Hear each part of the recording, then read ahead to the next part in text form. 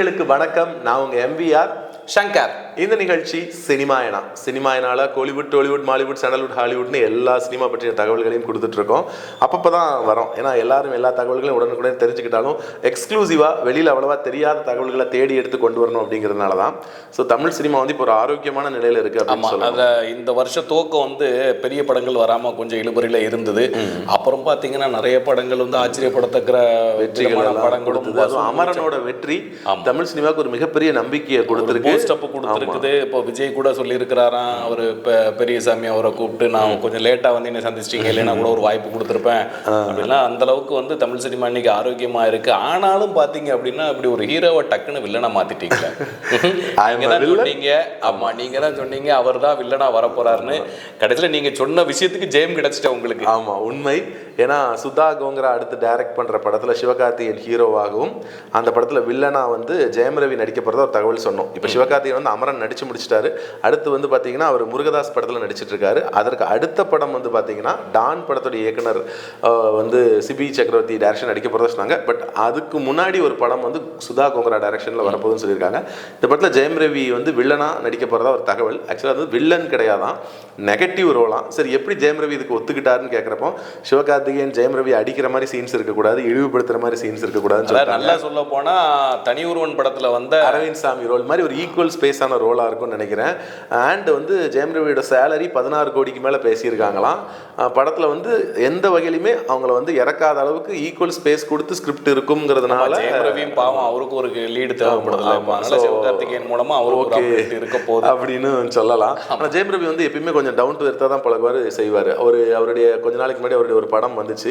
அந்த படத்துடைய ப்ரமோஷன் விழாவில் வந்து பார்த்தீங்கன்னா விஜய் சேதுபதி கலந்துக்கிட்டு M Kumaran son of Mahalakshmi படத்தில் வந்து ஜெயம் ரவி வந்து நடிக்குமா பின்னாடி சின்னதாக நின்றுட்டு இருந்தேன், இன்னைக்கு அவர் பட ப்ரமோஷனுக்கு நான் வந்திருக்கிறது பெருமையா இருக்குன்னு சொல்லி சொல்லும் போது ஒரு நல்ல ஆரோக்கியமான ஒரு விஷயம் சொல்லும் போது ஜெயம் ரவி என்ன சொன்னாருன்னா, நீங்க சொன்னதுக்காக நான் சொல்லலை, எனக்கு டைரக்ஷன்ல ரொம்ப இன்ட்ரெஸ்ட் இருக்கு, நான் அசிஸ்டன்ட் டைரக்டராக தான் ஒர்க் பண்ணேன், நான் டைரக்ஷன் பண்ணா முதல்ல உங்களை வச்சு தான் டைரக்ட் பண்ணணும் நான் நினைச்சிருக்கேங்கிறது அவர் ஒரு விஷயத்தை ஓப்பனாக சொல்லிட்டாங்க. பரவாயில்ல, இப்போ வந்து நல்ல ஒரு ஃப்ரெண்ட்லியான ஒரு கோஆப் பண்ணி நல்ல ஒரு அட்மாஸ்பியர் இருந்துகிட்டு இருக்கு. இருந்தாலும் கோலிவுட் இருக்கட்டும், இப்படி பாருங்க என்ன புஷ்பா 2 வந்து வரப்போகுது, டேட் நெருங்கிட்டு. சாதாரண வரவேற்பு இல்லை, மிகப்பெரிய வரவேற்பு. ப்ரீமியர் ஷோக்கு 1200 வரைக்கும் டிக்கெட் விற்குதான். கேரளாலலாம் ஹவுஸ்ஃபுல் அப்படின்னு சொல்றாங்க. இப்பவே சொல்லி ஆமா இப்பவே எல்லா டிக்கெட்டும் புக் ஆயிடுச்சு. பல ஊர்களில் வந்து அட்வான்ஸ் புக்கிங்கே வந்து பல லட்சம் டிக்கெட்ஸ் வந்து புக் ஆகிட்டு இருக்கான். படம் வந்து பாத்தீங்கன்னா 3 மணி நேரம் 20 நிமிஷம். ஏன்னா படம் லென்த்தா வந்தாலே இதுன்னு சொல்லுவாங்க. இவங்க துணிச்சலா 3 மணி நேரம் 20 நிமிஷம் வச்சிருக்காங்க. அவ்வளோ பெரிய படமா வச்சிருந்தாலும் இந்த படத்துக்கு ரசிகர்கள் மிகப்பெரிய ஒரு எதிர்பார்ப்போட, ஒருவேளை புஷ்பா 3 கொண்டு வர வேண்டாம், புஷ்பா 2 எல்லாத்தையும் முடிச்சிடலாம்னு கூட இருக்கலாம் நினைச்சிருக்கலாம். ஏன்னா ஆக்சுவல் பிளான் வந்து 3 தான் சொல்லியிருக்காங்க. ஃபர்ஸ்ட் வந்து புஷ்பா தி ரைஸ், இது புஷ்பா தி ரூல், அடுத்த படம் புஷ்பா தி கன்க்ளூஷன் சொன்னாங்க. அப்படி இருந்தா அது 6 மணி நேரம் பெரும் நினைக்கிறேன். ஆமா 2021 முதல் படம் வந்துச்சு. இப்போ 24 ரெண்டாவது படம் வருது. இந்த படம் வெற்றி அடைந்தால் அதுக்கப்புறம் ஒரு 27 28 மூணாவது படம் வரலாம். ஆனால் அல்லு அர்ஜுன் இதுக்கு இடையில வேற படம் பண்ணல, ஆனால் அடுத்து வேற படத்துக்கு போயிடுவார்னு நினைக்கிறேன். அந்த படமும் லென்த் வந்து எப்படி போகுதுன்னு நம்ம அதுக்கப்புறம். அல்லு அர்ஜுன் பார்த்தீங்கன்னா தெலுங்கு சினிமாவில் வந்து மிக திறமையான நடிகர், மிக திறமையான நடிப்பு, அப்புறம் வந்து டான்ஸ் ஃபைட்டு எல்லாம் பண்ணக்கூடியவர். ஆனால் அவர் எவ்வளோ படம் நடிச்சார், அவர் படம்லாம் நிறைய ரீமேக் ஆச்சு. ஆனால் அவருக்கு வந்து பெரிய ஹிட் ஆகலை. அவருக்கு இந்த புஷ்பாங்கிற ஒரே படம் அவர் ஒரு பேன் வேர்ல்டு ஆர்டிஸ்ட். இல்லை, அது ஒருத்தருக்கு லக் அடிக்கணும்னா இப்படி தான் அடிக்கும். பாருங்க, இப்போ அவர் தெலுங்கு ஃபிலிம் இண்டஸ்ட்ரியிலேருந்து தமிழ்நாட்டில் ஒரு வளம் வந்திருக்காரு. ஆனால் நம்ம கோலிவுட்லேருந்து ஒரு படம் சைனாவில் நம்ம மகாராஜா வந்து அங்கே வளம் எடுத்திருக்காரு. ஆமாம் சாதாரணமான வெற்றியா அங்கே வந்து ஆயிரக்கணக்கான திரையரங்களில் ரிலீஸ் ஆகி முதல் நாளே அந்த மக்களுடைய ரியாக்ஷன்ஸ்லாம் வந்துச்சு. ஏன்னா அந்த ஆக்ஷன் சீனுக்கு அப்படியே ரொம்ப ஆக்ரோஷமாக லைவாக பண்ண சீன்ஸ்லாம் ரசிகர்களுடைய அந்த ரியாக்ஷனை ஷூட் பண்ணி பார்த்தோம்னா அவர் ரஜினிகாந்தோடைய படம் தான் ஜப்பானில் ரிலீஸ் ஆச்சு. அப்புறம் இப்போ வேட்டையன் வந்து கொரியாவில் ரிலீஸ் ஆச்சு. ஸோ அதர் கண்ட்ரியில் வந்து மிகப்பெரிய ஒரு மாசம் கொடுத்த ஒரு ஆக்டர் பார்த்தோன்னா ரஜினிகாந்த். ஆமாம், இப்போ வந்து இவர் மகாராஜா. இதுக்கிடையில் வந்து பார்த்தீங்கன்னா டங்கல் படம் வெறும் 60 கோடியில் எடுத்து 2000 கோடி வசூலாச்சு. அந்த படம் சைனாவில் ரிலீஸ் ஆச்சு. சைனாவில் ரிலீஸ் ஆகி மிகப்பெரிய வெற்றி. நம்ம கோலி ஏன்னா ஒரு ஸ்போர்ட்ஸ் ஃபிலிம்னால. அதுக்கப்புறம் இப்போ மகாராஜா வந்து வெளியாகி பயங்கரமான வசூல் எடுத்துட்டு இருக்கான். அங்கே வந்து பயங்கர ஹிட் அப்படின்னு சொல்றாங்க. விஜய் சேதுபதி ஒரு சைனீஸ் படத்தை நடிச்சாலும் அடுத்த ஆச்சரிய படத்துக்குள்ள விரைவில் நடக்கலாம் பார்ப்போம். ஏன்னா அவர் பிக் பாஸுக்கு வேற உள்ள போயிட்டாரு. ஏன்னா இங்கே பிக் பாஸ்ல இருந்தா ஒன்னு அமெரிக்கா, அவர் இப்போ அமெரிக்கா போயிட்டாங்க, இவர் சைனா போறாரு. உண்மை. ஸோ டிசம்பர் மாசம்னாலே என்ன மாசம் இல்லை, டிசம்பர் மாசம் அப்படின்னாலே பொதுவாக சென்னைக்கு வந்து மழை மாசம். அது ஒரு பக்கம். தமிழ் சினிமாவை பொறுத்த வரைக்கும் தமிழ் சினிமா ரசிகர்களுக்கு ஒரு மழை, இடி, புயல் எல்லாம் கலந்து கொடுக்குற ஒரு மாசம். காரணம் என்னன்னா டிசம்பர் 12 அப்படிங்கிற அந்த தேதி. அந்த தேதி வந்து சூப்பர் ஸ்டார் ரஜினிகாந்தோடைய பிறந்த தினம்.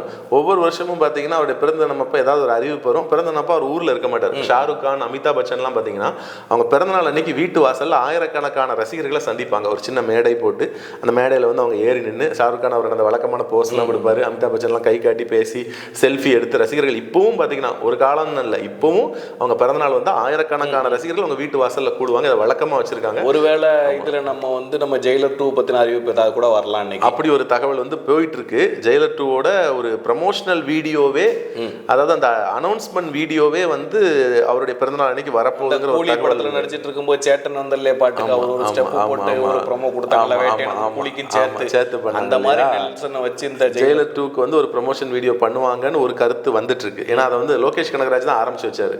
விக்ரம் படத்துல அவர் ஆரம்பிச்சு வச்சாரு. படத்தோட அனௌன்ஸ்மெண்ட்டே ஒரு ட்ரைலர் மாதிரி அவர் பிளான் பண்ணி பண்ணாரு. லியோலையும் அதை பண்ணாரு. அதே மாதிரி ஜெயிலர் 2க்கு ஒன்று பண்ணியிருக்காங்கிற ஒரு தகவல் போயிட்டு இருக்கு. இந்த நேரத்தில் யாருமே எதிர்பார்க்காத இன்னொரு மிகப்பெரிய தகவல் வந்திருக்கு. என்ன அப்படின்னு கேட்டிங்கன்னா, 34 வருஷத்துக்கு அப்புறம் ரஜினிகாந்த் இணைய போற மாபெரும் இயக்குனர் மணிரத்னத்துடைய படம். ஏன்னா சமீபத்தில் வந்து மணிரத்னம் வந்து ரஜினிகாந்த் கூட இணைய போறதா செய்திகள் வந்துட்டே இருந்துச்சு. ஏன்னா கமல் கூட இணைஞ்சிட்டாரு. அந்த படம் அடுத்த வருஷம் ரிலீஸ் ஆகுது, தக் லைஃப். ஸோ அதே மாதிரி ரஜினி கூட இணைஞ்சு ஒரு மாஸ் ஹிட் கொடுக்கணும். ரஜினி ஃபுல்லாக யங்ஸ்டர், அந்த பேட்டை படம் தான் அதை ஆரம்பிச்சு வச்சது. பேட்டைக்கு அப்புறம் யங் டைரக்டர் கூடவா தான் நடிச்சிட்டு இருந்தாரு. அப்போ இன்னொரு தளபதி தளபதி அப்படின்னு சொல்லி இன்னொரு பேக்ரவுண்ட் மியூசிக் கேட்கலாம். ஏன்னா நாயகனை மிஞ்சுற மாதிரி தக் லைஃப் இருக்கணும்னு சொல்லி இளையராஜா வந்தாரா நல்லா இருக்கும். அதுக்கான வாய்ப்பு ரொம்ப கம்மி. ஆமா, ஏன்னா ஏஆர் ரஹ்மானுக்கான வாய்ப்புகள் தான் அதிகமாக இருக்கு. இளையராஜா திருநெல்வேலிக்கு வராரு ஜனவரி 17 ஒரு ப்ரோக்ராம் வராங்க. ஆமா, ஸோ அதனால அந்த படத்துடைய மணிரத்னம் ரஜினி இணையக்கூடிய அடுத்த படத்துடைய அறிவிப்பு அவருடைய பிறந்த தினம் அன்னைக்கு வெளியாகலாம்ங்கிறது தான் இப்போ கோலிவுட்ல பெரிய டாக்கா இருக்கு. ஒருவேளை அது வெளியாச்சு அப்படின்னா ஒரு மிகப்பெரிய கொண்டாட்டமா இருக்கு. அப்படி ஒரு அறிவிப்பு ரஜினி மணிரத்னம் காம்போல வந்துச்சுன்னா சந்தோஷப்படக்கூடிய ஒரு முக்கியமான ஆள் யார் தெரியுமா? யாரு? சாய் பல்லவி. ஆமா, ஏன்னா ஒருவேளை அவங்களுக்கு சொல்லியிருக்காங்க, நான் வந்து உங்க கூட ஒர்க் பண்ணதுக்கு ரெடியா இருக்கேன்னு. மணிரத்னம் சொன்னது வந்து மிகப்பெரிய ஷாக்கா இருந்தது. ஸோ சாய் பல்லவி டிசம்பர் 12 நம்மள மாதிரி அவங்களும் அதிகமாக எதிர்பார்த்துட்டு இருப்பாங்க. இப்போ வந்து தக் லைஃப்கே பார்த்தீங்கன்னா மணிரத்னம் வந்து அனௌன்ஸ்மெண்ட் வீடியோவை ஒரு மாஸ் ஆக்ஷன் வீடியோவை ரிலீஸ் பண்ணியிருந்தாரு. அப்படியே ரஜினிக்கு இது மாதிரி அப்படி வந்ததில்லை. ஸோ அப்படி வந்து ரிலீஸ் பண்ணதுக்கு வாய்ப்பு இருக்குன்னு வந்து நினைக்கிறேன். ஸோ பார்க்கலாம், டிசம்பர் 12 வரைக்கும் பொறுத்திருந்து பார்க்கலாம். இந்த மாதம் வந்து இன்னும் சில படங்கள் வெளியாகுது. ஸோ இந்த வருடத்துடைய ஒரு பிளாக் பஸ்டர் ஹிட்டா புஷ்பா 2 அமைய போதா, இல்லை இனிமேல் இந்த மாதிரி படம்லாம் செல்லாது அப்படிங்கிற மாதிரி. ஏன்னா அந்த கேஜிஎஃப் அப்புறம் நிறைய படங்கள் ஒரே மாதிரி சாயல் வந்துட்டு இருக்கு. பார்ட் 2ங்கிறது மட்டும் இல்லை, அந்த ஒரு ரவுடி, டான், கள்ளக்கடத்தல் இதெல்லாம் வந்து ஹீரோயிசமா காட்டி எடுக்கிற படங்கள் வந்து இனியும் தொடராது அப்படிங்கறது வந்து இருக்குமாங்கிறத பொறுத்திருந்து பார்ப்போம். அவர் வேற சென்னைக்கு வந்துட்டு நான் இந்த ஊருக்காரன் தான் வேற சொல்லிட்டு போயிட்டாரு. ஸோ தெலுங்கு சினிமா இண்டஸ்ட்ரி எப்படி அவருக்கு கொடுக்கோ இல்லையோ, கண்டிப்பா நம்ம மக்கள் அந்த வார்த்தைக்காக அவருக்கு ஒரு நிச்சயமான ஒரு வரவேற்பை கொடுப்பாங்க சொல்லி நம்புறோம். ஸோ அந்த படத்துடைய ரிசல்ட் என்னங்கிறத அடுத்த சினிமா செய்திகளில் வந்து, அந்த படத்தோட ரிசல்ட் என்னங்கிறத அடுத்த சினிமா என்னால் வந்து நம்ம நிச்சயமா ஷேர் பண்ணலாம். இப்போ இன்னைக்கு இங்க விடைபெறுறோம். மீண்டும் மற்றும் ஒரு சினிமா நிகழ்ச்சியில் உங்களை சந்திக்கிறோம். அதுவரை உங்களிடம் விடைபெறுவது உங்கள் MVR சங்கர்.